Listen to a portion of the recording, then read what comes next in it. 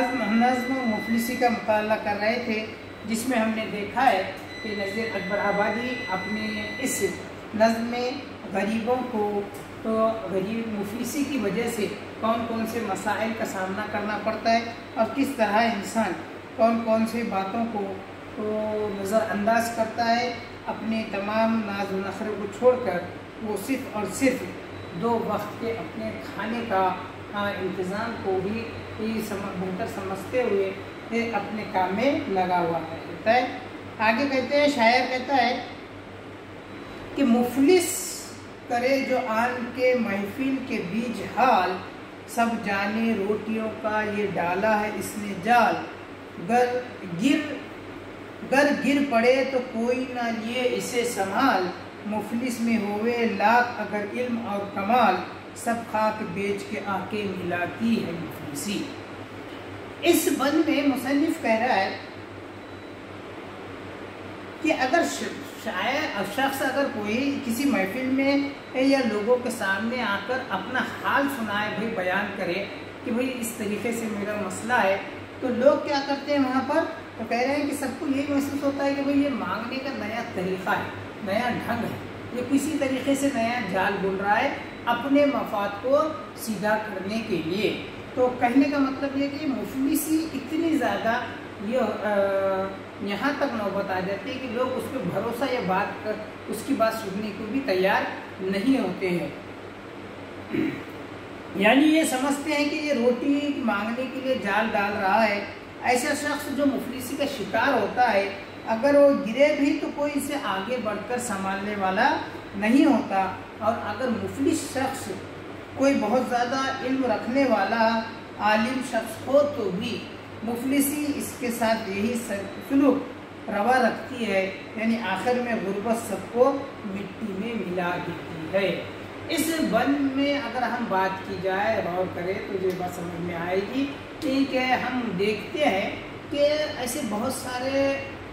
دولت مند لوگ ہیں کہ جن کے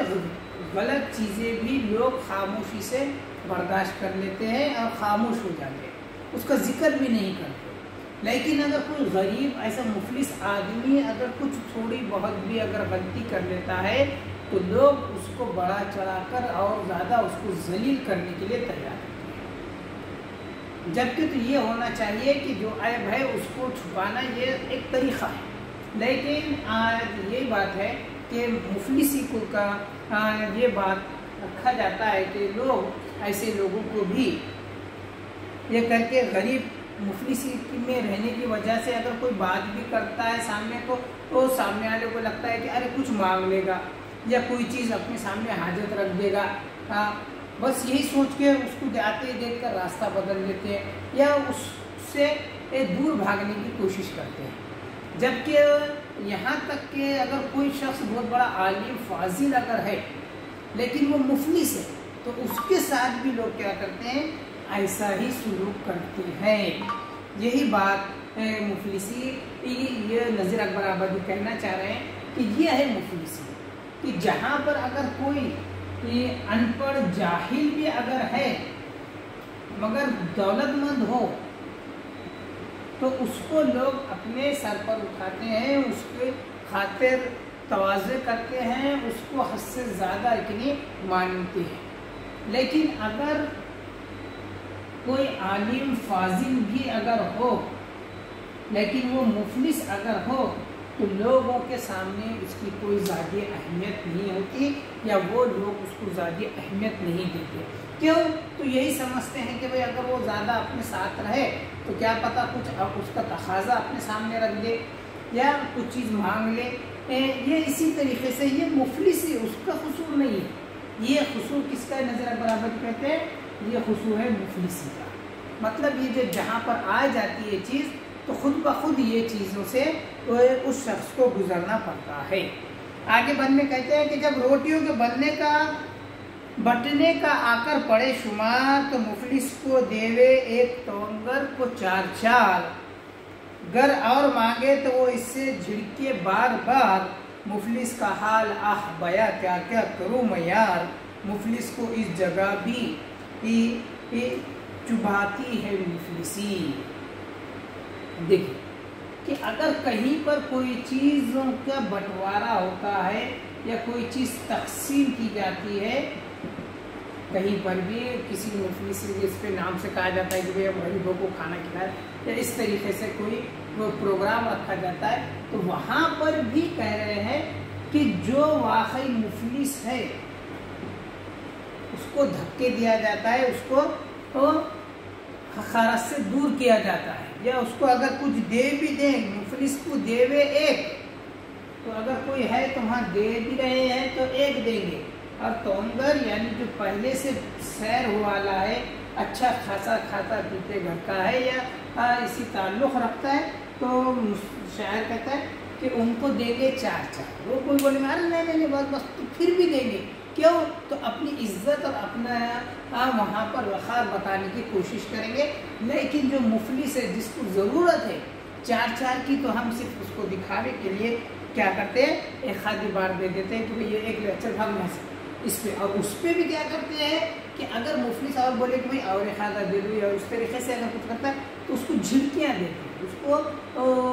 लानत मलामत करते हैं, चल भाग इस पर इस तरीके से। तो ये चीज़ कौन ये कर रहा है? तो उस आदमी या वो झिड़कियाँ देने वाले का कसूर नहीं है। शायर कहता है कि ये कसूर किसका है? मुफलिसी का है। इसकी वजह से ये हालत, ये तरीक़ा यहाँ पर आया है। मुफलिस को इस जगह भी चुभाती है मुफलिसी। ये मुफलिसी है जो वो गरीब जो आदमी है, जो गरीब जो है उसको इस तरीके से वहाँ पर भी ज़लील व ख्वार करती है। इस बद में शायर कहता है कि अगर रिस्क या रोटी गिन कर तकसीम की जा रही हो तो ऐसी सूरत में भी गरीब को एक, तो अमीर को 4-4 रोटियाँ बांटी जाती है। गरीब शख्स एक दोबारा सवाल करता है तो उसको मुख्तलिफ तरीक़े से उसको डांटा करा जाता है, उसको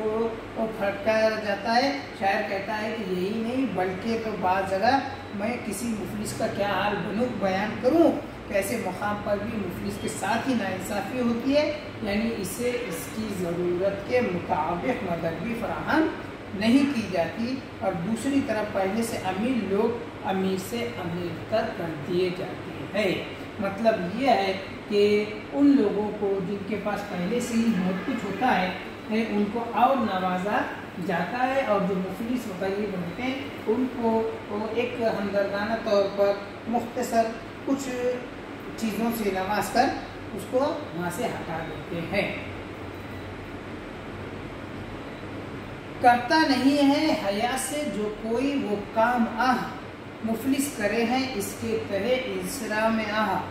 समझे न कुछ हलाल न जाने हराम कहते हैं जिसको शर्म व हया नंग व नाम वो सब हया वो शर्म उड़ाती है मुफलिसी। अब इस बार में नज़ीर अकबर आबादी मुफलिसी एक गरीब से कौन कौन से काम कराती है उसका जिक्र कर रहे हैं। कहते हैं कि करता नहीं है हया से जो कोई वो काम भाई जो इतनी शर्म के होता है, इतना छोटा काम मैं ये क्या करूँ, या इस तरीके से जो छोटे मोटे काम करते हैं उससे जो लोग दूर भागते हैं, शर्माते हैं, मुफलिस करे हैं उसके तहे इंसरा में वो गरीब जो लोग जो वाकई ज़रूरतमंद है मुफलिस है वो काम करने के लिए भी तैयार हो जाता है जो दूसरे लोग उससे शर्म हया करते हैं। और कह रहे हैं कि समझे न कुछ हलाल न जाने हराम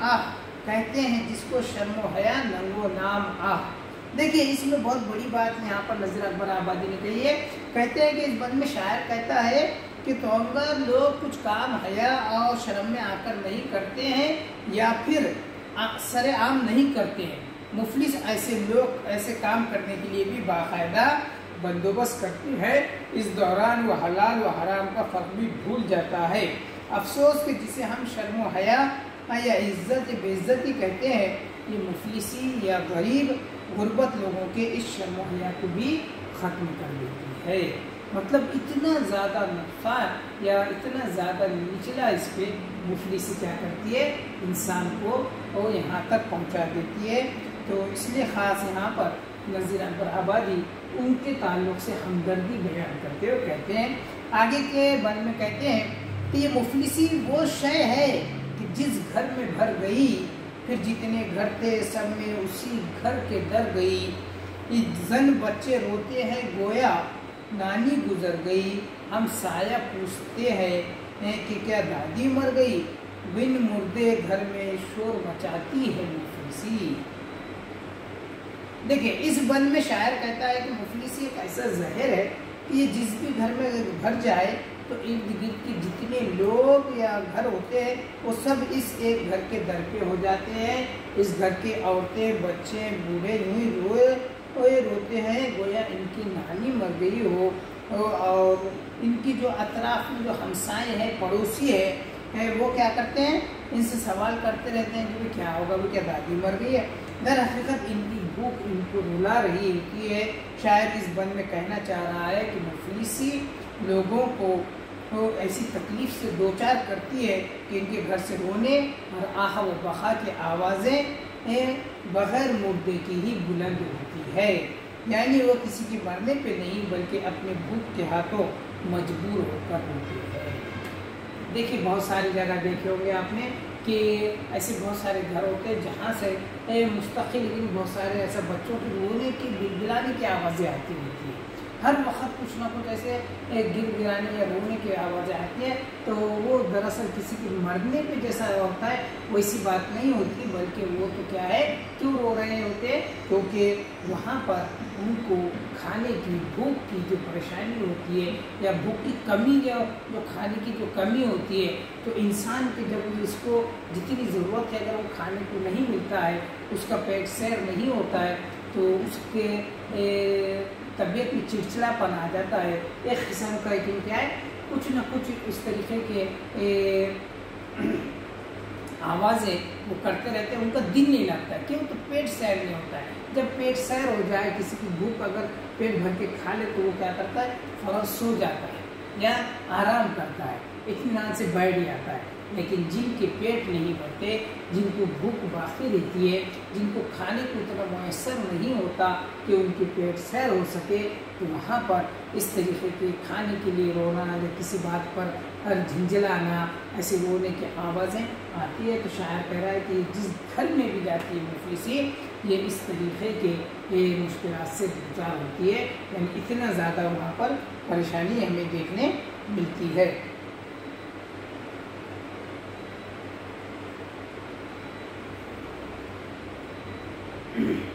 لازم ہے گر غمی میں کوئی شور غل مچائے، مفلس بغیر غم کے ہی کرتا ہے ہائے ہائے، مر جاوے گر کوئی تو کہاں سے اسے اٹھائے، اس مفلسی کی خواریاں کیا کیا کہوں میں ہائے، مردے کو بے کفن کے گڑھاتی ہے مفلسی۔ دیکھیے آپ یہ بند پہ غور کیجئے، یہ بند میں کیا کہنا چاہتے ہیں کہ لازم ہے گر غمی میں شور غل مچائے۔ اگر ایسا لگتا ہے، اگر ہمیں ایسا محسوس ہوتا ہے کہ اگر کوئی غم ہو جائے، کوئی تکلیف آ جائے تو وہاں پر شور مچانا اگر لازم، اگر یہ سمجھتے ہیں تو کہہ رہے ہیں لیکن مفلس جو ہے بغیر غم ہی کے کرتا ہے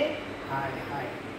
بول رہے ہیں کہ جس کے پاس کچھ پیسہ ضرورت کے لیے پیسہ نہیں ہے، ضرورت کی کمی نہیں ہوتی ہے، تو وہاں پر بغیر کسی چیز کے وہ ہائے ہائے کرتا ہے، مطلب اس طریقے سے صحیح سمجھتا ہے اور آوازیں شور و غل ہوتی ہے۔ مر جاوے گر کوئی تو کہاں سے اسے اٹھائے، یہاں تک ان کا مفلسی کا یہ حال ہوتا ہے کہ اگر کوئی مر جاوے تو اس کا جو کفن دفن کے جو معاملے ہیں، جو اس کے جو رسم و رواج ہے، وہ بھی کرنے کے لیے بیچاروں کے پاس، مفلس کے پاس وہ تمام سہولتیں بھی نہیں ہوتی، جس کی وجہ سے وہ پریشان رہتا ہے، ہائے ہائے کرتا ہے۔ اس مفلسی کی خواریاں کیا کیا کہوں میں ہائے، مردے کو بے کفن کے گڑھاتی ہے،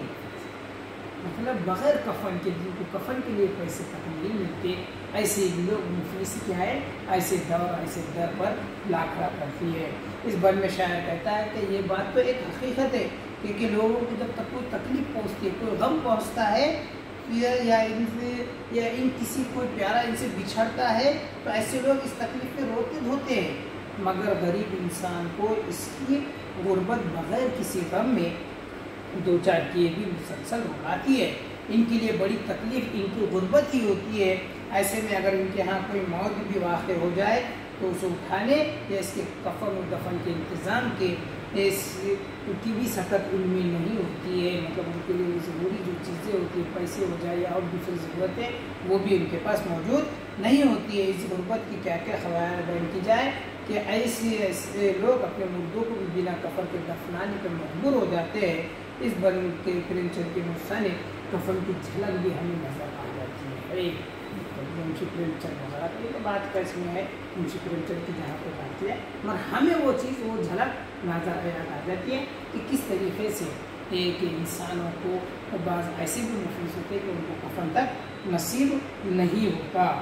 تو خیر یہ تھے ایسے نظم مفلسی کہ جو آگے کی 3 بند ہم یہاں پر دیکھے، مفلسی کس طریقے سے انسان کو ذلیل و خوار بھی کرتی ہے، کون کون سے کام بھی کراتی ہے جس میں دوسرے لوگ شرمتے ہیں وہ کام کرنے کے لیے، ان سے بھی اتنی یہ لوگ وہ کام بھی بغیر کسی کے اور بالکل کھلے عام کرنے کو تیار ہے۔ کیوں؟ تو مفلسی ہے، ضرورت کے زندگی کی جو چیزیں ہیں وہ سہولتیں موجود نہیں، اور اس کے اتنے لیے کوئی چیز آن شان بان ان کے نزدیک کوئی معنی نہیں رکھتی ہے۔ جو ضرورت کی چیز ہے وہ سب سے زیادہ اہم رہتی ہے، جو ان کے لیے ان کے بال بچوں کے لیے ہوتی ہے، اس میں وہاں پر وہ کسی چیز کو کوئی معیار، کوئی آن، کوئی بان، کوئی شان کو نہیں مد نظر نہیں رکھتے، بلکہ ان کی جو ضرورت کی چیز ہے اسے مکمل کرنا یہی ان کا پہلا مقصد ہوتا ہے۔ تو خیر یہ تھے نذیر اکبر آبادی کی نظم مفلسی کے کچھ بند یہاں پر ہم نے دیکھا ہے۔ اگلے اس میں ہم اور آگے جتنے بند ہیں اس کے بارے میں ہم مطالعہ کریں گے،